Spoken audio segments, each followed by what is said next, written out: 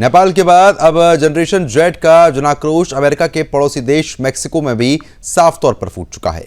देश में लगातार बढ़ते अपराध, भ्रष्टाचार, सरकारी तंत्र की नाकामी और ड्रग कार्टल्स के दबदबे के खिलाफ युवाओं का उफान अब बड़े जन आंदोलन में बदल गया है। जी हां, शनिवार को राजधानी मेक्सिको सिटी समेत कई शहरों में हजारों लोग सड़कों पर उतर आए। यहां पर प्रदर्शन जेन जेड की ओर से दिया गया और एक सामूहिक आह्वान था जिसमें सरकार को हिलाकर रख दिया है और सुरक्षा व्यवस्था की पोल खोल दी है।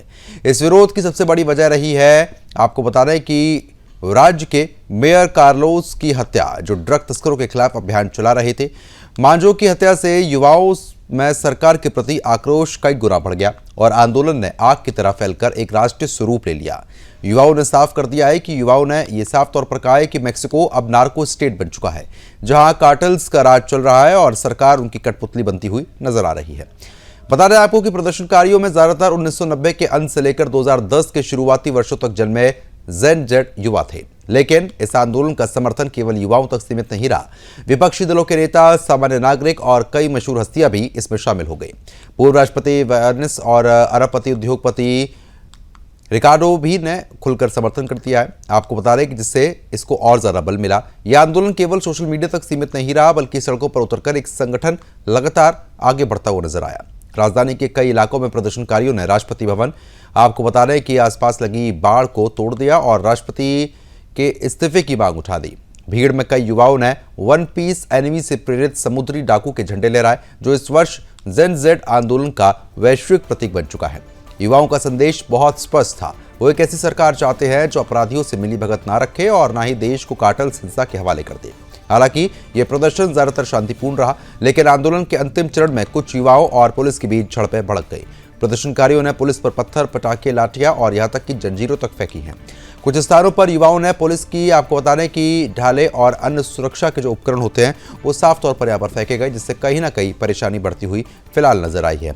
इसके जवाब में पुलिस ने आंसू गैस के गोले दागे और लाठीचार्ज किया है। मेक्सिको सिटी में आपको बता रहे हैं इस वक्त की महत्वपूर्ण जानकारी जो है वो यहाँ पर सामने आ रही है, जिसमें 100 पुलिसकर्मी शामिल रहे हैं। हिंसा में फंसने वाले 20 प्रदर्शनकारियों को पुलिस ने गिरफ्तार किया। इस पूरे घटनाक्रम में आपको बता दें कि सरकार की सुरक्षा नीति को कटघरे में लगातार खड़ा किया है। आलोचकों को यह कहना है कि पिछले कुछ वर्षों में मेक्सिको लगातार कार्टेल हिंसा का केंद्र बन गया है। सामूहिक हत्याएं, अपहरण, जबरन वसूली और गायब होने की घटनाओं में लगातार बढ़ोतरी हुई है। कई क्षेत्रों में जनता को लगता है कि वास्तविक शासन ड्रग माफिया चला रहा है, ना कि चुनी हुई सरकार। यही वजह है कि लोग सरकार को नार्को स्टेट कहकर निशाने पर ले रहे हैं। इस आंदोलन की जड़ें आपको बता दें कि भ्रष्टाचार तक साफ तौर पर जा रही हैं, जिनसे मेक्सिको के युवा लंबे समय से परेशान हैं। देश में बेरोजगारी और सामाजिक असमानता गहराती हुई नजर आ रही है। कई युवाओं ने कहा है कि वह डर, हिंसा और भ्रष्टाचार के माहौल से निकलकर एक सुरक्षित और न्यायपूर्ण समाज चाहते हैं। 29 वर्षीय प्रदर्शनकारी एड्रेस मासा ने कहा है कि हमें सुरक्षा चाहिए, हमारा देश मर रहा है। फिलहाल आपको बता रहे कि मेक्सिको का ये जागरूकता आंदोलन अब सोशल मीडिया के जरिए अंतर्राष्ट्रीय स्तर पर लगातार चर्चा का केंद्र बन चुका है। इस साल नेपाल सहित कई देशों में जेन जेड के बड़े आंदोलन ने दुनिया का ध्यान आकर्षित किया। नेपाल में सोशल मीडिया बैन के बाद उठे जेन जेड आंदोलन ने प्रधानमंत्री केपी शर्मा ओली को इस्तीफा देने पर मजबूर कर दिया था। बता दें कि मेक्सिको का यह आंदोलन भी उसी श्रृंखला का हिस्सा माना जा रहा है, जहां पर युवा भ्रष्टाचार, तानाशाही और लोकतांत्रिक संस्थाओं की गिरती विश्वसनीयता के खिलाफ एक वैश्विक लड़ाई लड़ रहे हैं। मेक्सिको के हालिया प्रदर्शन ने सरकार पर जबरदस्त दबाव बना दिया। राष्ट्रपति पर सवाल उठ रहे हैं कि सरकार विपक्ष को राजनीतिक साजिश का हवाला दे रही है। हालांकि जमीन पर हकीकत साफ है, मेक्सिको को युवा वर्ग अब चुप नहीं बैठने वाला। वो ये चाहता है कि आंदोलन आने वाले दिनों में देश की राजनीति और नीति निर्माण पर गहरा प्रभाव डाले।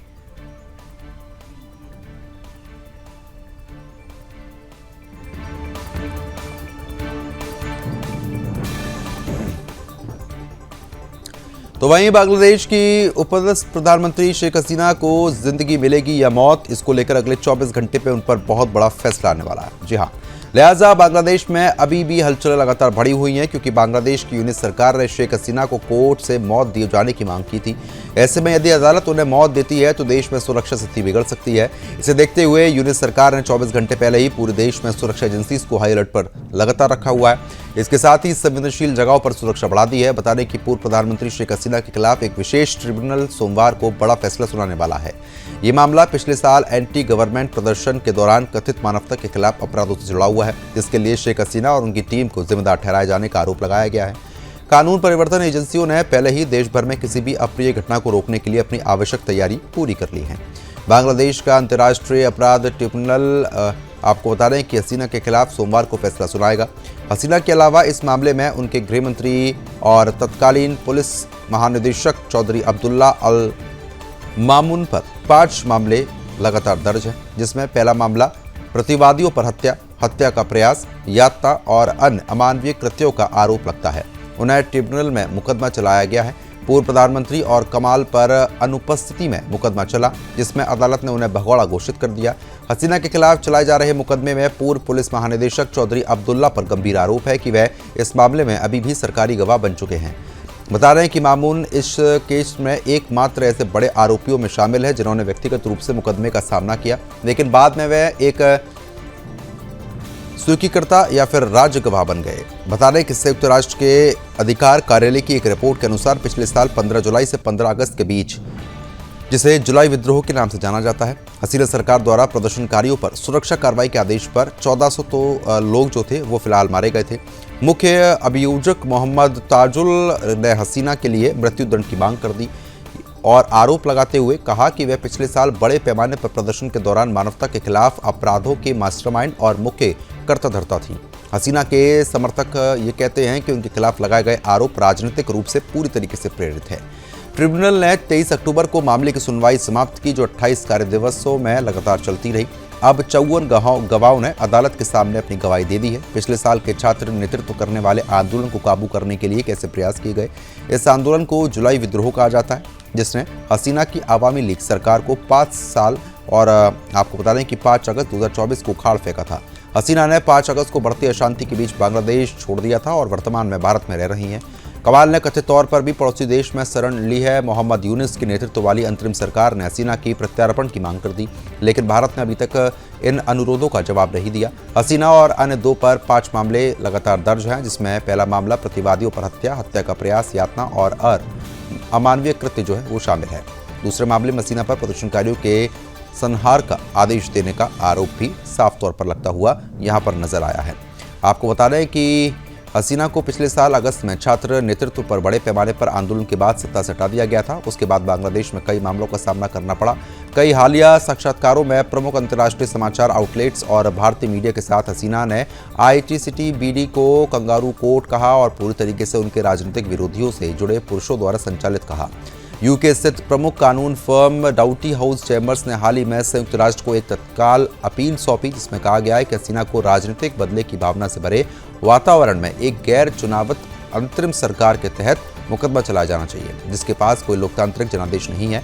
पिछले महीने आवामी लीग ने हैग स्थित ICC में एक याचिका दायर की, जिसमें यूनिस के नेतृत्व वाली अंतरिम प्रशासन पर मानवता के खिलाफ अपराधों का आरोप लगाया गया, जिसमें उनके सदस्यों की हत्याएं, मनमानी, गिरफ्तारियां शामिल रहीं। बता दें कि ICTBD का गठन अतीत की सरकार द्वारा 1971 के बांग्लादेश मुक्त युद्ध के दौरान पाकिस्तानी सैनिकों के कट्टर सहयोग को मुकदमे चलाने के लिए किया गया था।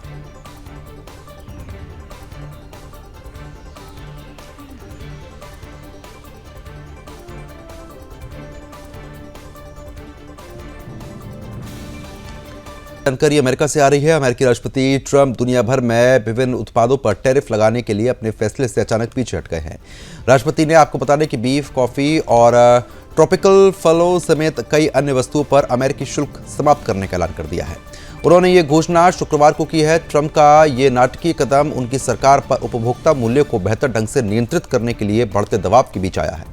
इस पर आपको बता दें कि डेमोक्रेट्स ने कहा है कि ट्रंप ने आखिरकार मान लिया कि उनके द्वारा लगाए गए टैरिफ से अमेरिकियों की जेब ढीली हो रही थी। ट्रंप का दूसरा कार्यकाल अमेरिका में वस्तुओं पर भारी शुल्क लगाने के इर्द गिर्द अब तक घूमता रहा है।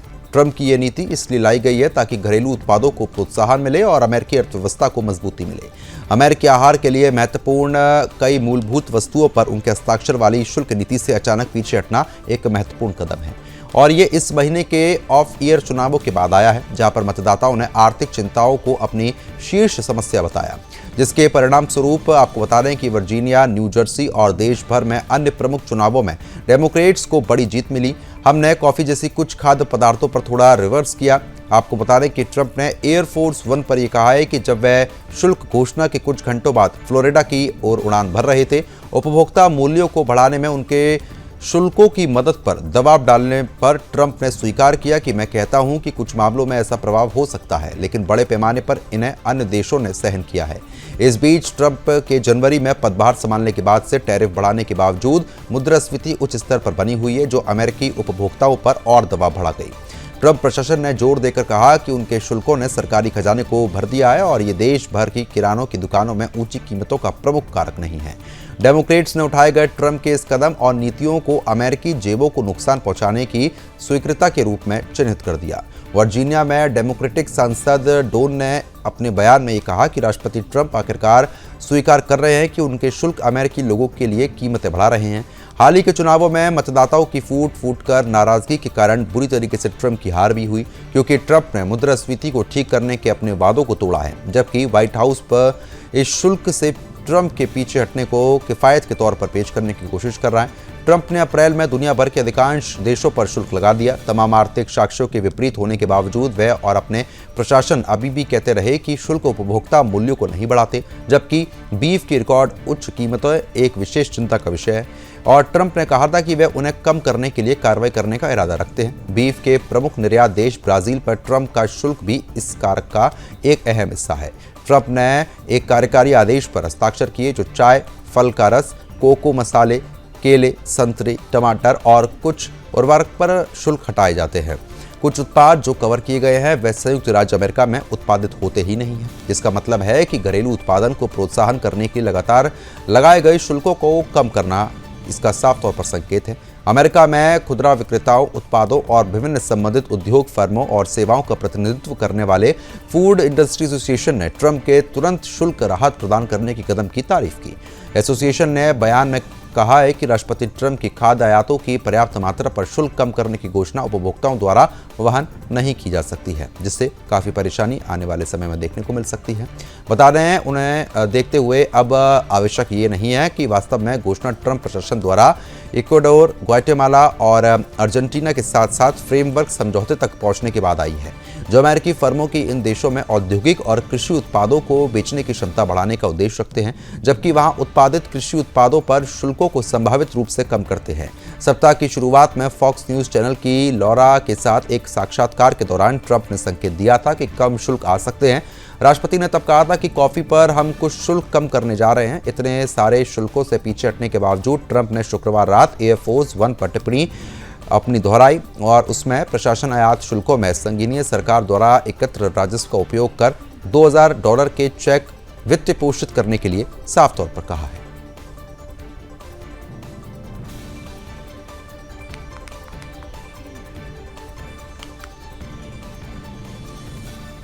अब आगे बढ़ते खबरों में मध्य पूर्व में बढ़ते तनाव और गाजा पट्टी में जारी मानवीय संकट के बीच शनिवार रात एक महत्वपूर्ण कूटनीतिक घटनाक्रम सामने आया। रूसी राष्ट्रपति पुतिन और इजरायल के प्रधानमंत्री नेतन्याहू के बीच पहली बार गाजा मुद्दे पर टेलीफोनिक वार्ता हुई है। ये बातचीत ऐसे समय पर हुई है जब संयुक्त राष्ट्र सुरक्षा परिषद में 17 नवंबर को अमेरिका के गाजा युद्ध विराम प्रस्ताव पर मतदान होने जा रहे हैं। दोनों देशों के शीर्ष नेतृत्व के बीच ये वार्ता न सिर्फ क्षेत्रीय स्थिरता बल्कि वैश्विक राजनीति के लिए भी बहुत ज्यादा अहम है। इजरायल के प्रधानमंत्री कार्यालय ने बताया कि इस बातचीत की पहली रूस की ओर से शुरुआत की गई थी। ये हाल ही के महीनों में लगातार चल रही उन बैठकों और कॉल्स का हिस्सा है जो खासकर मध्य पूर्व की बदलती भू राजनीति को लेकर हो रही हैं। इजरायली बयान में कहा गया कि ये कॉल क्षेत्रीय मुद्दों पर केंद्रित थी, जबकि रूस के राष्ट्रपति कार्यालय क्रेमलिन ने इस गहन विचारों का आदान प्रदान बताया। दोनों नेताओं के बीच हुई बातचीत में मुख्य मुद्दा गाजा पट्टी की मौजूदा स्थिति रहा। गाजा पर 2023 से संघर्ष जारी है। हजारों लोग जान गंवा चुके हैं, लाखों लोग फिलहाल विस्थापित हो चुके हैं। युद्ध विराम समझौते की धीमी प्रगति और मानवीय सहायता की कमी को देखते हुए बातचीत बेहद संवेदनशील मानी जा रही है। रूस और इजरायल ने युद्ध विराम समझौते के क्रियान्वयन, कैदियों की बंधकों की अदला बदली, क्षेत्र में मानवीय राहत का सुचारू व्यवस्था पर विचार। ये भी चर्चा हुई है कि गाजा में अस्थायी प्रशासनिक संरचना कैसे हो और कौन सा अंतर्राष्ट्रीय ढांचा वहां शांति की प्रक्रिया को आगे बढ़ाएगा। इस बातचीत की सबसे अहम पृष्ठभूमि है अमेरिका की ओर से संयुक्त राष्ट्र सुरक्षा परिषद में पेश किया गया युद्ध विराम प्रस्ताव, जिस पर 17 नवंबर को मतदान होना तय है। यह प्रस्ताव अमेरिका के राष्ट्रपति ट्रंप द्वारा बनाई गई 20 सूत्रीय गाजा योजना पर आधारित है। इस योजना में शामिल है तत्काल और पूर्ण युद्ध विराम, इजरायली सेना की चरणबद्ध वापसी, फिलिस्तीनी बंधकों की रिहाई, गाजा में अस्थायी प्रशासन क्षेत्र का विमुद्रीकरण, अंतर्राष्ट्रीय शांति बोर्ड की भूमिका, पुनर्निर्माण की संयुक्त योजना, 2027 से लागू रहने वाले रोड मैप। इजरायल ने इस योजना को स्वीकार किया है, जबकि हमास ने इसका विरोध किया और इसे एक तरफा गैर तटस्थ करार दिया है। दूसरी ओर रूस ने अमेरिकी प्रस्ताव का साफ तौर पर विरोध जो है वो यहां पर कर दिया है, जिससे कहीं ना कहीं स्थिति थोड़ी गंभीर होती हुई नजर आ रही है। रूस यूक्रेन युद्ध के दौरान ईरान ने ड्रोन और हथियार खरीद रहा था, वहीं मध्य पूर्व में ईरान के बढ़ते प्रभाव को इजरायल अपनी सुरक्षा के लिए सीधा खतरा मान रहा है। क्रेमलिन के बयान के अनुसार कॉल में ईरान के परमाणु कार्यक्रम, सीरिया में स्थिरता बढ़ाने और क्षेत्रीय संघर्षों के प्रभाव पर भी विचार हुआ। रूस ने इस वर्ष जून में इजरायल ईरान संघर्ष के दौरान अमेरिका के हवाई हमलों को अनुप्रेरित आक्रमण कहा था, जिससे यह स्पष्ट है कि मॉस्को इस मुद्दे पर वॉशिंगटन के खिलाफ खड़ा है। पुतिन नेतन्याहू को और पिछली चर्चा अक्टूबर में लगातार देखने को मिली, जब ट्रंप की गाजा योजना को लेकर कूटनीतिक हलचल तेज थी। उस दौरान भी दोनों क्षेत्रों में हिंसा कम करना, मानवीय सहायता बढ़ाने पर जोर दिया गया।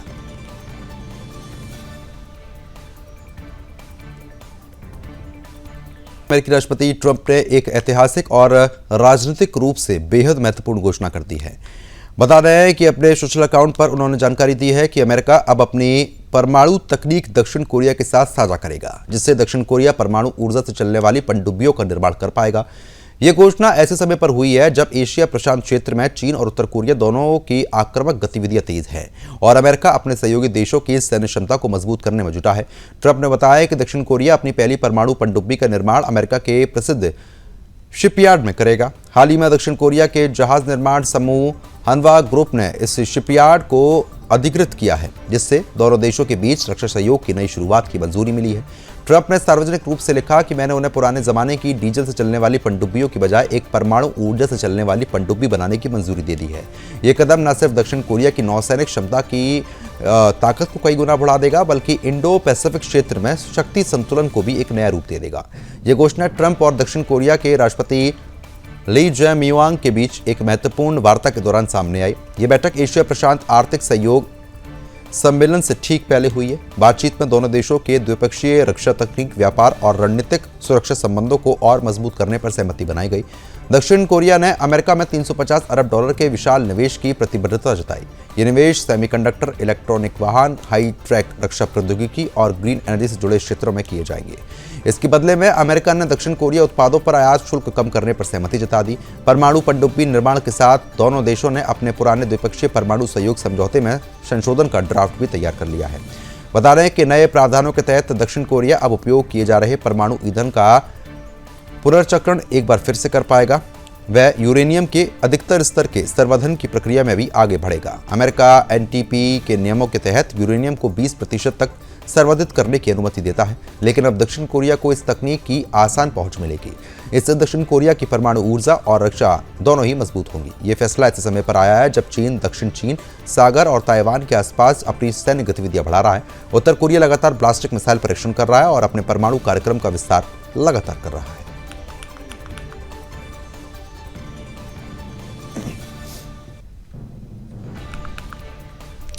तो खबरों में आगे बढ़ लेते हैं। इसी बीच एक और महत्वपूर्ण जानकारी हम आपको आज बताने जा रहे हैं। आपको बताते चले कि पाकिस्तान की खुफिया agency inter services intelligence ISI एक और अंतर्राष्ट्रीय जासूसी साजिश में रंगे हाथ पकड़ में आ गई है। इस बार आपको बता दें कि ISI ने रूस में घुसकर सैन्य तकनीक चुराने की कोशिश की, लेकिन रूसी राष्ट्रपति पुतिन की खुफिया एजेंसी ने इस नेटवर्क को पकड़कर पूरी साजिश का भंडाफोड़ कर दिया।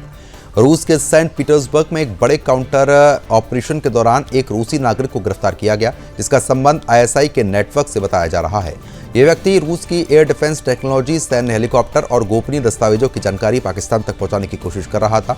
रिपोर्ट के अनुसार ये नेटवर्क रूस की आधुनिक वायु रक्षा प्रणालियों और MI और उन्नत मिलिट्री ट्रांसपोर्ट हेलीकॉप्टर से जुड़ी तकनीकी जानकारी चोरी कर रहा था। माना जा रहा है कि ऑपरेशन ISI की ओर से संचालित किया जा रहा था। यह खुलासा कुछ ही महीनों बाद सामने आया जब पाकिस्तान की खुफिया एजेंसी ने रूस की एडवांस एयर डिफेंस टेक्नोलॉजी हासिल करने की एक और नाकाम कोशिश की। ऑपरेशन सिंदूर के दौरान पाकिस्तान को यह एहसास हुआ कि भारत के पास मौजूदा रूस निर्मित S-400 मिसाइल डिफेंस सिस्टम उसकी सैन्य क्षमताओं पर भारी पड़ेगा। रक्षा विशेषज्ञों का यह मानना है कि पाकिस्तान लगातार रूस की तकनीक चुराने की कोशिश कर रहा है, क्योंकि भारत की आधुनिक सैन्य प्रणाली, missile system, fighter jet, helicopter और रडार रूसी तकनीक पर आधारित है। भारत आगे चलकर 5 और S-400 सिस्टम खरीदने पर विचार कर रहा है, जिससे पाकिस्तान की बेचैनी बढ़ गई है। ISI की नाकाम जासूसी कोशिशों के बीच रूस लगातार पाकिस्तान को लताड़ रहा है। पिछले सप्ताह इस्लामाबाद में रूसी दूतावास ने पाकिस्तान के रूस विरोधी नैरेटिव फैलाने के लिए सख्त चेतावनी दी थी। रूस का मानना है कि पाकिस्तान उसकी तकनीक को चोरी कर ब्लैक मार्केट और गैरकानूनी हथियार नेटवर्क में शामिल करने की कोशिश कर रहा है, जो एक बड़ा सुरक्षा खतरा बन सकता है। रूस की तकनीक चुराने की ये कोशिश पाकिस्तान की नई हरकत नहीं है। उसका परमाणु हथियार कार्यक्रम भी इस तरीके की चोरी की गई विदेशी तकनीक पर आधारित रहा है।